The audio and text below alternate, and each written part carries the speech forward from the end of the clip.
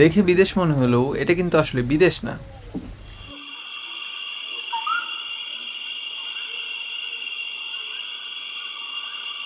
ঢাকা থেকে আমাদের বান্দরবানের জার্নিটি শুরু হয় তুর্না এক্সপ্রেস ট্রেনে।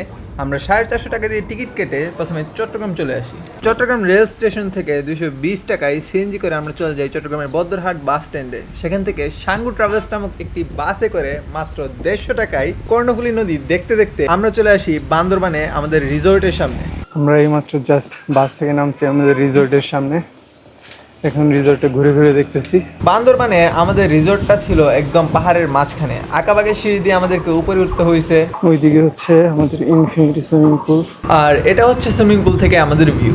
বাই দ্য ওয়ে, রিসোর্ট দেখাতে দেখাতে আমি একটা কথা বলতে ভুলেই গিয়েছিলাম, এখানে ঢোকার সাথে সাথেই কিন্তু আমাদেরকে ওয়েলকাম ড্রিঙ্ক হিসাবে এই ওয়াটারমেলন জুসটি দেওয়া হয়। আমাদের রিসোর্টের টাইম হচ্ছে একটাই, কিন্তু আমরা 9টা বাজে রিসোর্টের সামনে এসে পড়ছি। এখন আমরা সুইমিং পুলের সামনে বসে বসে অপেক্ষা করছি, তো 1টা বাজলে হয়তো আমরা আমাদের রুমে ঢুকতে পারবো। আর ব্যাগ নিয়ে কোনো চিন্তাই করতে হয়নি, ওনারা সেফলি আমাদের ব্যাগগুলো রুমে পৌঁছে দিয়েছিল। আমাদের রিসোর্টটি পাহাড়ের উপরে হওয়ায় দেখতে খুবই সুন্দর ছিল। হেঁটে হেঁটে যখন রুমের দিকে যাচ্ছিলাম তখন আমার বাম পাশে ছিল পাহাড়ের খাদ আর ডান পাশে ছিল রিসোর্টের বিল্ডিং। পাহাড়ের কতটা উপরে এই রিসোর্ট আপনারা আমার পিছনে দেখলে বুঝতে পারবেন। দেখতে পাচ্ছেন কিনা জানি না, নিচে একটা পুকুরের মতো অথবা নদীর মতো কিছু একটা পানি দেখা যাচ্ছে। পাহাড়ের উপরে বাড়ির শেপে বানানো রিসর্টের রুমগুলো খুবই সুন্দর ছিল। আর মজার ব্যাপার হচ্ছে আমাদের রিসর্টে কিন্তু রুম হিসাবে ট্রি হাউসও ছিল।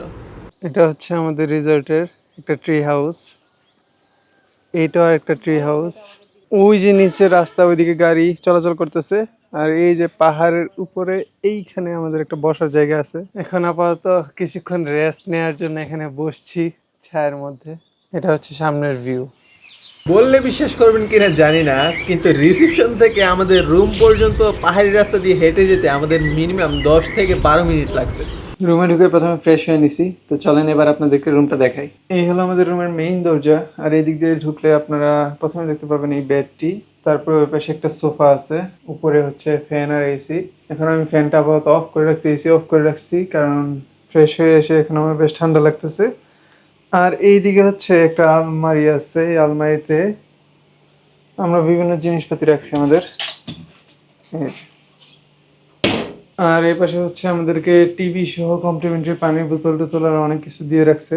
তবে এই চিপসের প্যাকেটটা কিন্তু আমরা ট্রেন থেকে কিনছি, এটা কমপ্লিমেন্টারি না। আর এইদিকে পর্দাটা যদি আমরা সরাই তাহলে আমরা খুব সুন্দর একটা ছোট্ট বারান্দা দেখতে পাবো। বারান্দায় টাওয়ালটা শুকাইতে দিয়েছি আমার।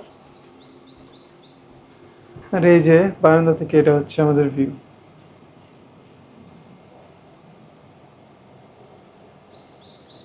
একটু পরে খাবার খাওয়ার জন্য আমরা সবাই আমাদের রিসর্টের রেস্টুরেন্টে চলে যাই। এটা হচ্ছে আমাদের খাবার।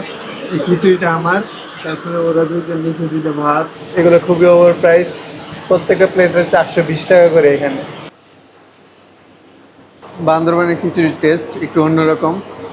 এর মধ্যে ঘির একটা কড়া ফ্লেভার পাইতেছি আমি, যেটা নর্মালি ঢাকা বা অন্য কোথাও পাই না। খাওয়া দাওয়া শেষ করছি, খাওয়া দাওয়া শেষ করে এখন আমরা সিএনজিতে উঠছি। সিএনজি আমাদের গন্তব্য এখন নীলাচল। রাস্তা দিয়ে যাওয়ার সময় এরকম অনেকগুলো মাটির ঘর বাড়ি দেখতে দেখতে আমরা যাচ্ছিলাম। সম্ভবত এখানে পাহাড় কেটে পাহাড়ের মাঝখানে সিঁড়ি বানিয়ে তারপরে উপরে ঘর বানিয়েছে। দীর্ঘক্ষণ পাহাড়ি জার্নি শেষ করে অবশেষে আমরা পৌঁছে গেছি নীলাচলে। তারপর সেখান থেকে 50 টাকা করে টিকিট সংগ্রহ করে আমরা ভিতরে ঢুকি। গেটের মধ্যে টিকিট জমা দিয়ে এখন আমরা নীলাচলের ভিতরে ঢুকলাম। এই যে আমার পিছনে হচ্ছে নীলাচল, এখন আমি পিছনে হেঁটে হেঁটে গিয়ে দেখি দেখতে কেমন।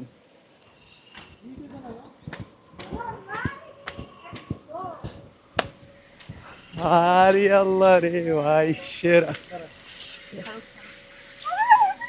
গাইজ আমি আপনাদের দেখাই, এই যে এটা হচ্ছে আমাদের ভিউ।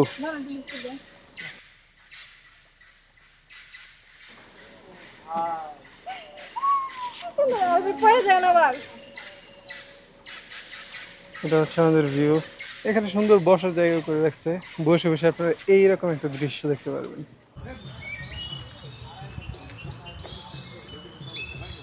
নীলাচল এসে এমন সিন দেখবো আমি জীবনে কোনোদিনও ভাবিনি। অসাধারণ সিন। আমরা অনেক উঁচুয় আছি, আর কত নিচে ঘর, এই যে ছোট ছোট ঘর দেখা যায় নিচে।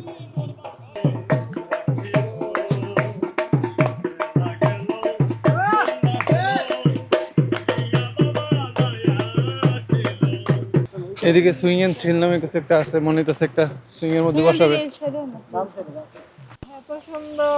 পাহাড়ি রাস্তায় প্রায় 15-20 মিনিট হাঁটার পর তারপর আমরা রিয়েলাইজ করলাম যে আমরা এতক্ষণে নীলাচলের 0 পয়েন্টে পৌঁছাইছি। Welcome to Nilachal and this is the 360-degree view of Nilachal.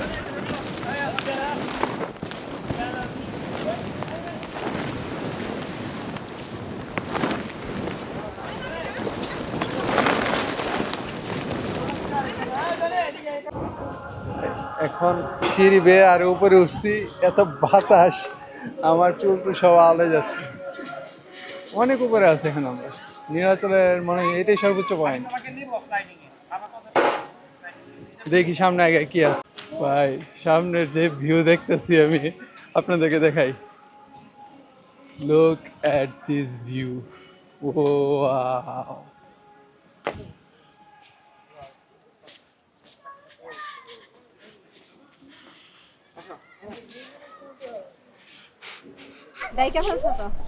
সত্যি বলতে কিছু কিছু জায়গায় কথা না বলে শুধু তাকিয়ে থাকতে ইচ্ছা করে, আর এটা হচ্ছে এমনই একটা জায়গা।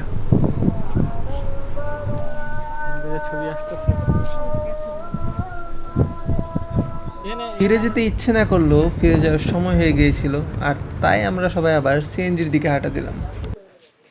দিয়ে কাঁঠাল গাছ আছে, কাঁঠাল গাছে ছোট ছোট কাঁঠাল ধরছে।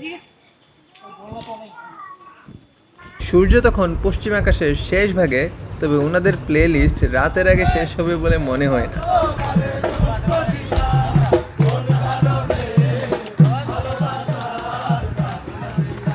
এখন আমরা যাচ্ছি হচ্ছে নীলাচল থেকে মেঘলা। এখন আমরা এসে পড়ছি মেঘলাতে। এখানেও জন প্রতি 50 টাকা টিকিট দিয়ে তারপর আমরা ভিতরে ঢুকছি।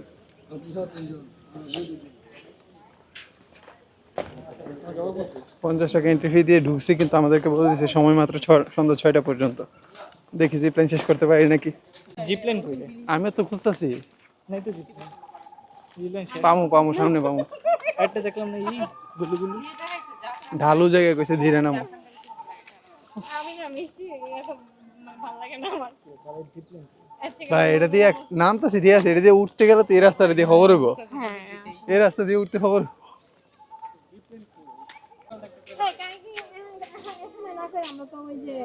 এদিকে এদিকে জিপ লাইনের ব্যবস্থা আছে, এটা তো আমরা নিজেরা কিন্তু জিপ লাইন আইমবাদ আর কি উঠতে চাইতেছে না। ফাইম উঠতে চাইতেছে কিন্তু ফাইমটা তো দিতেছে না।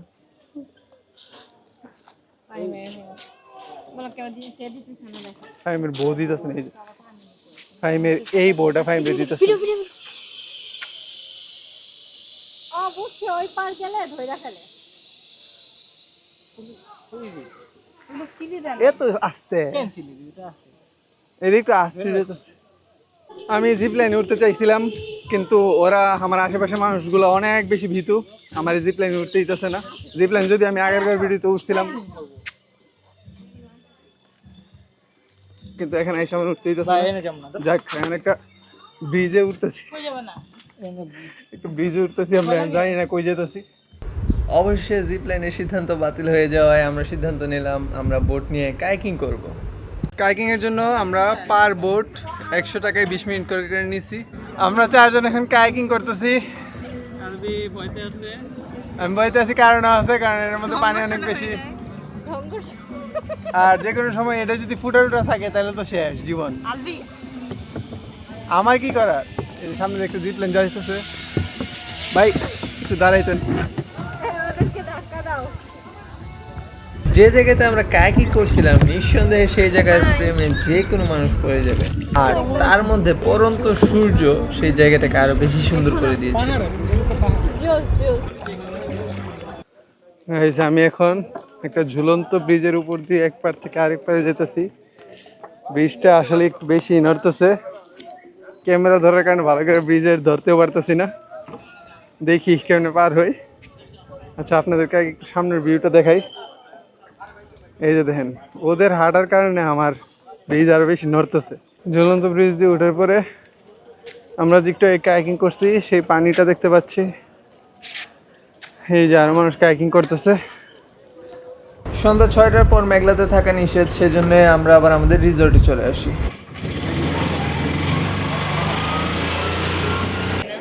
আমরা চারজন কি এখন আসলে কি রুমের মধ্যে চা খেতে বসছি। এই যে ফাহিম, এই যে ফাহিমের বউ, এই যে আমার বউ, আর এটা আমি।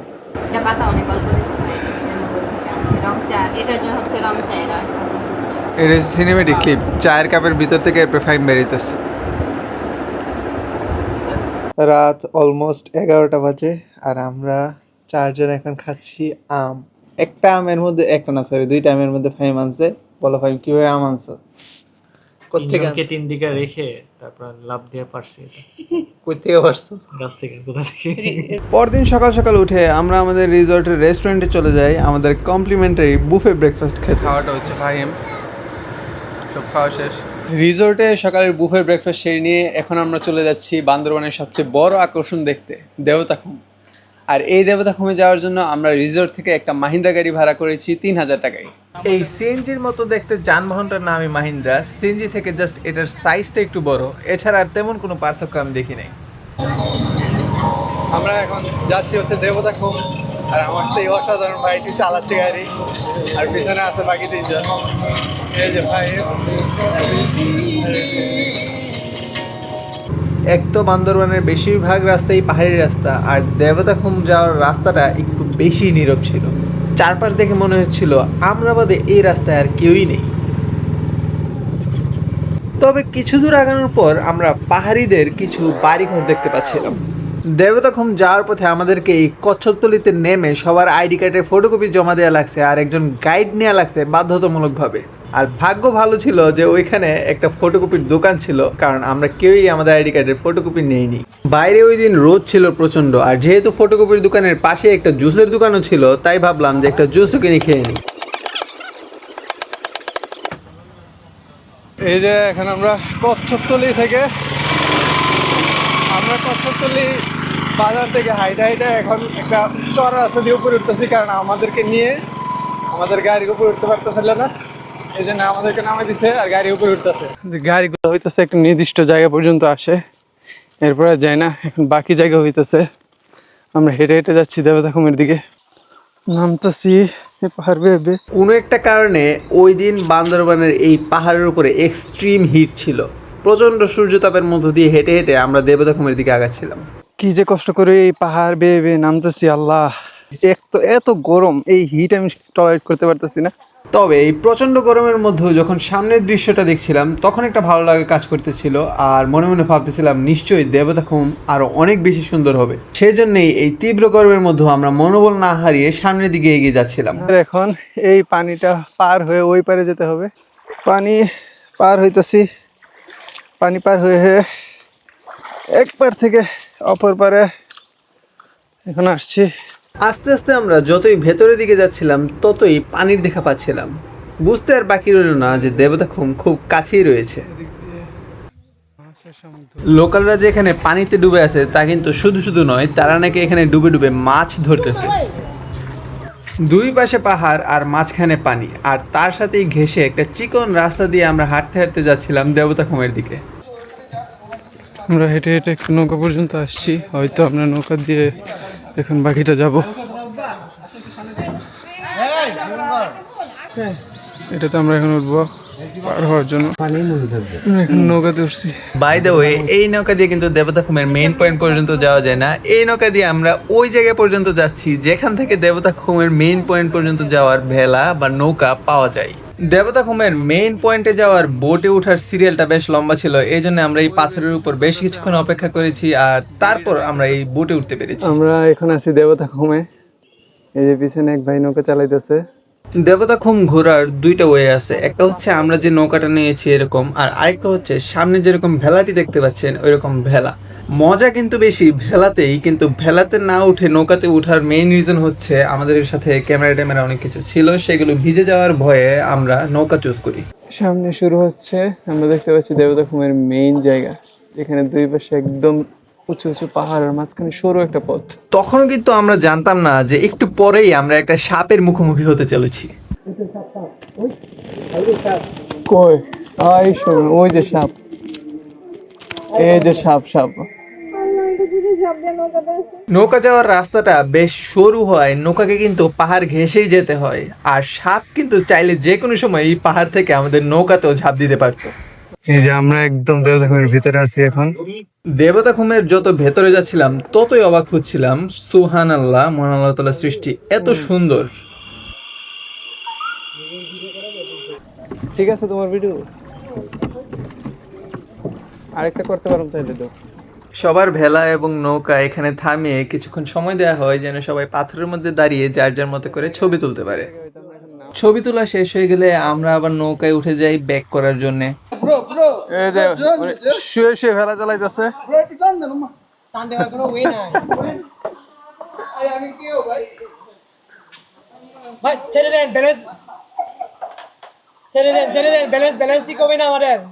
ভেলা নিয়ে গেলে এই হলো সুবিধা, সবাই যার যার মতো করে শুয়ে বসে ভেলা চালাতে পারবে।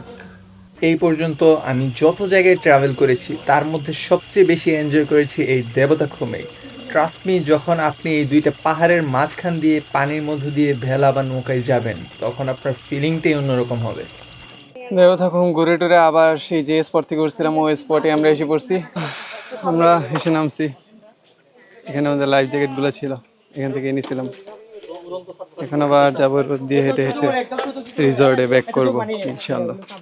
যে উত্তাপ রোদ বের হয়ে দেবদাখুম পর্যন্ত আসছি, দেবদাখুমের ভিতরে এমন একদমই উত্তাপ ছিল না, খুবই শীতল ঠান্ডা একটা প্লেস, খুবই সুন্দর দেখতে। এখন হেঁটে হেঁটে আবার যাব, তবে এখন বিকাল হয়ে গেছে তো এখন আশা করতেছি যে রোদটা একটু কম হবে। গাইড মহোদয় অন্য গাইড মহোদয়দের সাথে কথা বলছেন, কি কথা বলে হাসতেছেন তাও জানি না। আবার আমরা নৌকাতে উঠতেছি এই ছোট্ট জায়গাটা পার হওয়ার জন্য। আমরা এখন আরেকটা নৌকাতে উঠছি, এই নৌকা দিয়ে আমরা ছোট্ট একটা পানির রাস্তা পার হব, খুবই স্বল্প জায়গা, মাত্র উঠছি আবার একটু পর আবার নেমেও যাব। যে ভদ্রলোক নৌকাটি চালাচ্ছিলেন ওনার সোয়াগই আলাদা, মুখে বিড়ি হাতে বৈঠা। আমার ঠিক পিছনে সূর্য, পিছনে হচ্ছে তার মানে পশ্চিম দিক। এই নৌকাতে আমরা অনেকজন আছি। এখন এখন নৌকা দিয়ে নামতেছি।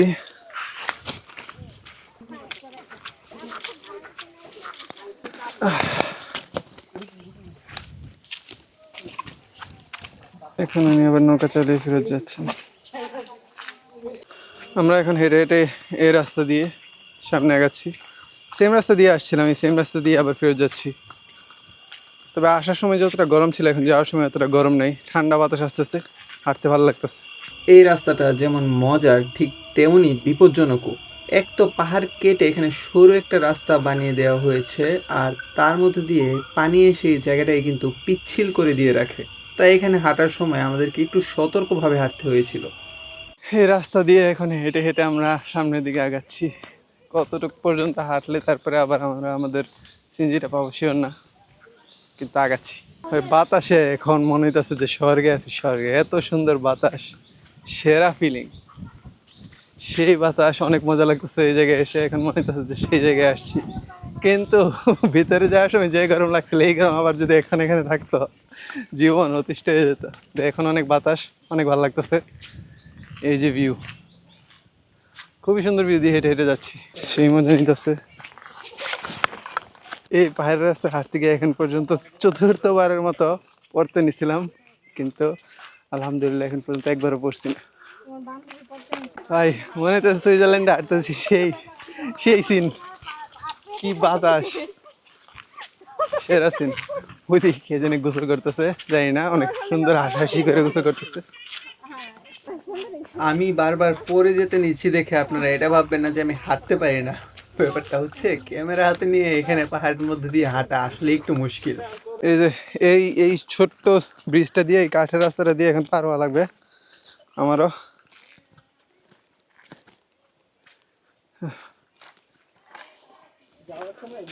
এখানে যে পাথরগুলা আছে পুরাটা জায়গায় পাথরের রাস্তা, এই পাথর এখন আর হয়ে হয়ে আস্তে আস্তে যাওয়া লাগবে। এদিকে শেওলা রাস্তা আছে, কেমনে আগাবো জানি না, নিজে বিপদে পড়ে আছি, আস্তে আস্তে আগাই। অনেক সুন্দর জায়গা দিয়ে হাঁটতেছি, আমাদের সাথে আরো অনেক টুরিস্টরা আছে। সবাই একসাথে হেঁটে এখন ফিরে যাচ্ছে, কারণ হচ্ছে এখন বিকাল তো হয়ে গেছে অলরেডি, সন্ধ্যায় এই জায়গায় থাকা যায় না, এই জায়গা বন্ধ করে দেয়। আসার সময় বিজিবিরা অলরেডি আমাদেরকে ওয়ার্নিং দিয়ে দিচ্ছে যে আমরা যেন সন্ধ্যার আগে ফেরত আসি। ফাহিম পাহাড়ি মুরগি ধরতে গেছে, এই যে এই যে এই যে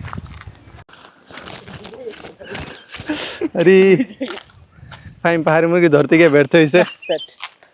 দেবতা খুমাইশা ফাহিম একটা পাহাড়ি মুরগি ধরতে নিছিল শিকার করে খাওয়ার জন্য, ফাহিম কাছে কাছে বের মুরগি ধরে দিছে। এই যে এখানে একটা গরু আছে, প্রত্যেকটা গরুর গলাতে একটা করে ঘন্টা বাইধা রাখছে।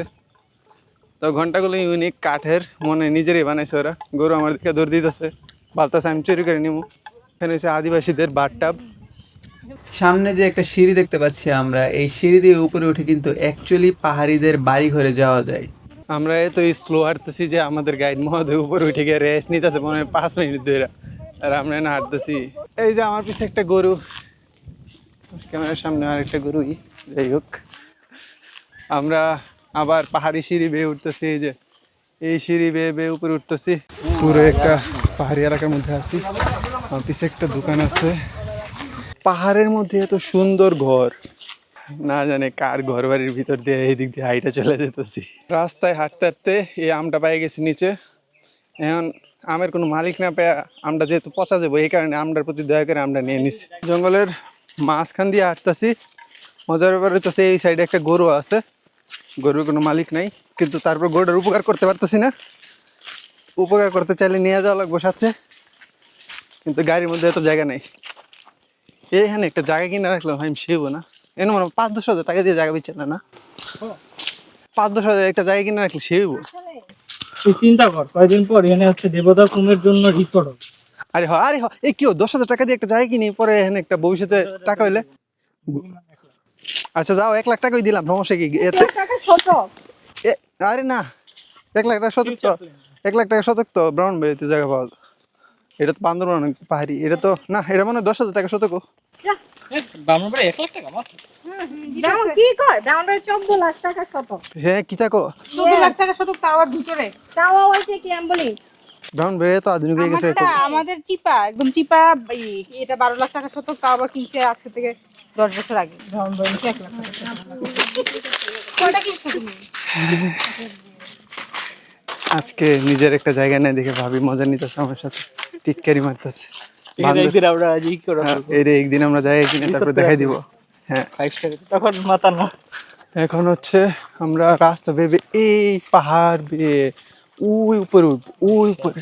একটা লাঠি সংগ্রহ করছি, এখন লাঠি দিয়ে ভাব ধরে হাইটে যাচ্ছি, কিন্তু লাঠি উল্টা আমি আর হাতে নিয়ে রাখছি, উদয় নিছি। পুরা মানুষের মতো লাগতেছে এই লাঠি নিয়ে হাঁটতে হাঁটতে। আল্লাহ আর পারতেছি না।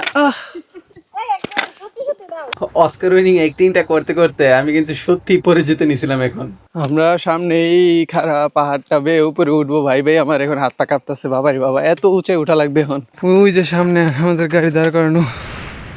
রিসোর্টে ফিরে প্রথমে চা খেয়ে তারপর সকল ক্লান্তি দূর করার জন্য চলে গেলাম সুইমিং পুলে। ভেবেছিলাম রাতের বেলা সুইমিং পুলে ভিড় একটু কম হবে, কিন্তু এখানে এসে দেখি তার উল্টোটা। আজকে চলে এসেছে বাটারফ্লাই সুইমিং পার্ট 2। আজকের পর্বটি বান্দরবান থেকে। আজকে আপনাদেরকে শেখাবো বাটারফ্লাই সুইমিং আরো পরিপক্ক হবে 1 বছর পরে। এক মিনিট, রেডি না, একটু বাগাই গেছিলাম। ওইটা টিউটোরিয়াল, এখন না টিউটোরিয়াল এখন থেকে শুরু, ওইটা ট্রায়াল আছে এমনি। এখন শুরু, রেডি।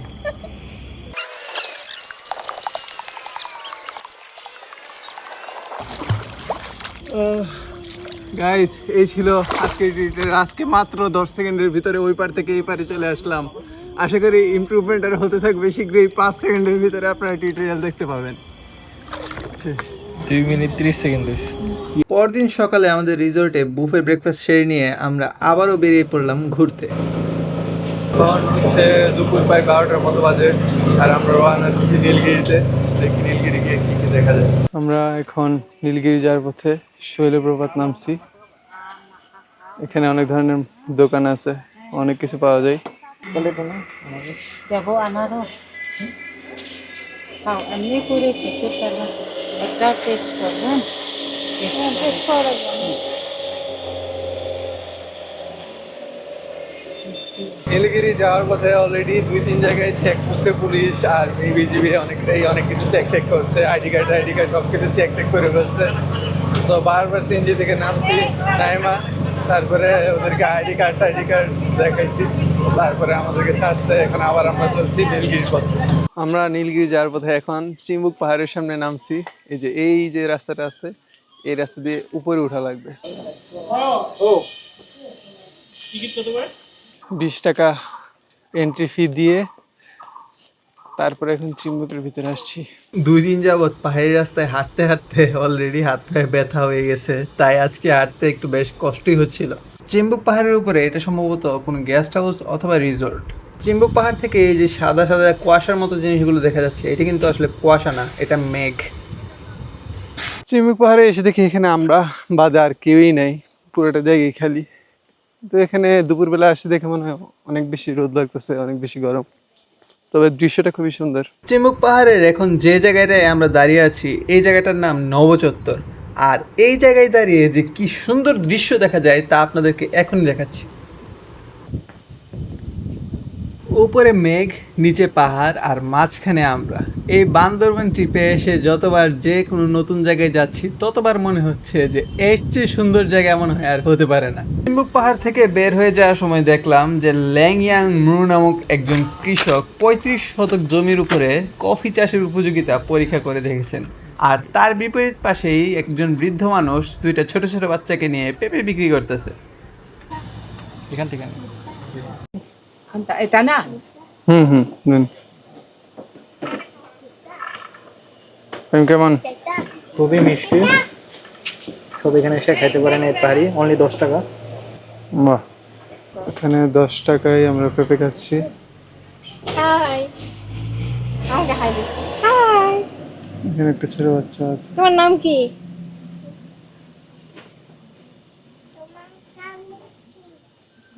আমার নাম পুষ্মি। যাবা আমার সাথে? খুব মিষ্টি, অনেক মিষ্টি। হ্যাঁ, অনেক মিষ্টি। আপনি নিজের কাছে? তোমার নাম কি? তোমাকে বলো, তোমার নাম কি?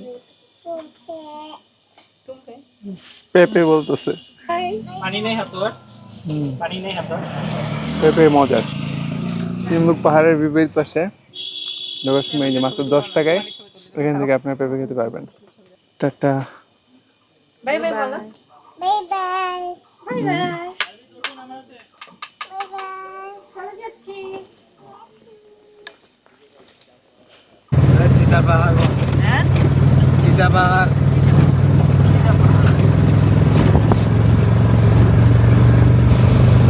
এখন আমরা নীলগিরি যাওয়ার পথে টাইটানিক ভিউ পয়েন্ট নামক একটা জায়গায় নামছি। জায়গাটাকে টাইটানিক ভিউ পয়েন্ট কেন বলে তা প্রথমে বুঝতে পারছিলাম না, তবে কিছুক্ষণ পরে এই দৃশ্যটা দেখে এই নামের কারণ আমি বুঝতে পেরেছি।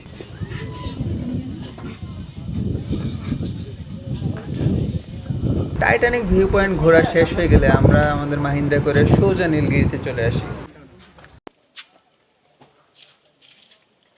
নীলগিরির ভিতরে এই যে 100 টাকা করে টিকিট লাগছে। এখন ঢুকতেছি গেট দিয়ে। এদিকে একটা ক্যাফে আছে, এখন দেখি এটার মধ্যে চা কফি কিছু পাওয়া যায় নাকি। নীলগিরির ভিতরে এই রিসোর্টটা থেকে আমরা 2 কাপ চা নিয়েছি। এই যে চায়ের দাম মাত্র 10 টাকা করে পড়ছে, রিজনেবল চায়ের দাম দেখে খুশি হয়ে গেছি। আর ড্রাই কেক নিয়েছি 10 টাকা, এটাও 10 টাকা পড়ছে। যত গায়ের রেট আছে এর থেকে 1 টাকা বেশি নেই না, দেখে খুশি হয়ে গেছি। কারণ এই পর্যন্ত বান্দরবানে যত জিনিস কিনছি গায়ের রেট থেকে 5-10 টাকা বেশি দিয়ে কিনছি। এখানে আইসা প্যাকেটে যত দাম লেখা তত দামের প্রোডাক্ট পেয়ে আমি খুশি হয়ে এখন আবেগে এই আইসক্রিমটাও কিনে ফেলছি। এটার মধ্যে 50 টাকা দাম লেখা, এটা 50 টাকাতে আমারে দিছে, 1 টাকা বেশি রাখে নাই। চলেন আপনাদেরকে এবার নীলগিরির ভিউ দেখাই।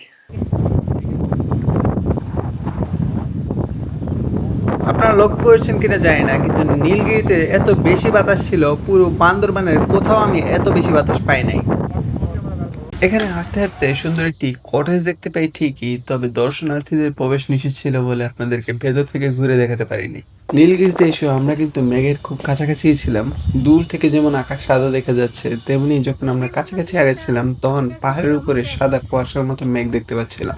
সন্ধ্যা প্রায় ঘনিয়ে আসায় এই নীলগিরিকে বাই বলে এবার আমাদের রিসর্টের দিকে চলে যাওয়ার সময় চলে এসেছে। নীলগিরি থেকে বান্দরবান ফেরত যাওয়ার পথে আমরা এখানে মায়ের দোয়া রেস্টুরেন্টে খাইতে বসছি। আগে থেকে অলরেডি অর্ডার করে গেছিলাম, এখন হচ্ছে ওরা খাবার রেডি করে রাখছে।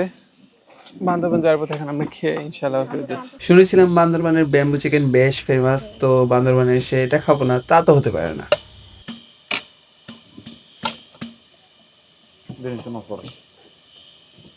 ব্যাম্বু চিকেন ছাড়াও এখানে খাওয়ার জন্য আরো অনেক কিছু ছিল, আর এই ন্যাচারাল সিন দেখতে দেখতে খাওয়ার মজাটাই আলাদা। এখন আমি পাহাড়ি বাঁশের পাহাড়ি মুরগি খাবো, ব্যাম্বু চিকেন। ব্যাম্বু চিকেন মজা, বাট ভিউটা বেশি সুন্দর আরও। এই যে আমার পিসের ভিউ, না পিসের ভিউ সুন্দর না, এসের ভিউ সুন্দর, আর ভিউ আসছে। এই হচ্ছে আমাদের পিসের ভিউ, এই হচ্ছে আমাদের সামনের ভিউ। মায়ের দোয়া রেস্টুরেন্ট, এখানে আমরা খেলাম। এই যে নীলগিরির এদিক থেকে নীলগিরি যায়, নীলগিরির রাস্তার ঠিক নিচে একবারে আচ্ছা মামার দোকান। মামা আপনার দোকানে কী কী পাওয়া যায়?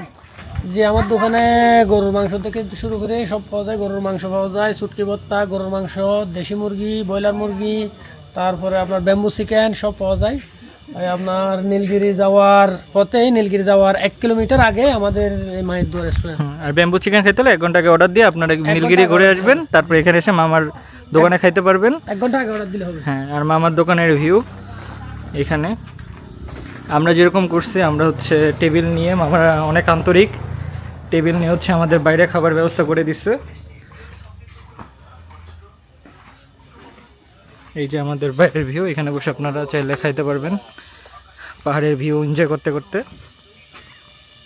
আর এই হচ্ছে মামার দোকানের পিসের ভিউ। নীলগিরির সামনে খাওয়া দাওয়া করে এখন আমরা আবার সিনজিতে উঠে গেছি, আমাদের রিসর্টের দিকে আগাচ্ছে। আমরা আমাদের এবারের জার্নি এই নীলগিরি ট্রিপের মাধ্যমে শেষ করছি, তবে দেখা হচ্ছে অন্য কোথাও, অন্য কোনো জার্নিতে ইনশাআল্লাহ।